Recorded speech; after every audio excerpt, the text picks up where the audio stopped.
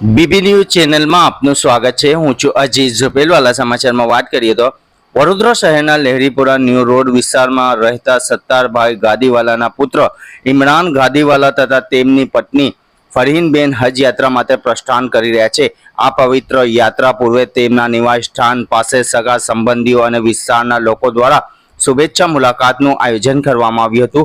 આ પ્રસંગે મોટી સંખ્યામાં લોકો હાજર રહ્યા હતા અને ઇમરાનભાઈ તથા ફરહીનબેનને પુષ્પગુચ્છ આપી સન્માન કરવામાં આવ્યું હતું।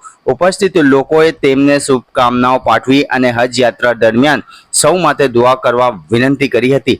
આ શુભ પ્રસંગે ઉપસ્થિત તમામ લોકોએ ઇમરાનભાઈ અને ફરહીનબેનને સફર અને શુભ હજ યાત્રા માટે હાર્દિક શુભેચ્છાઓ પાઠવી હતી।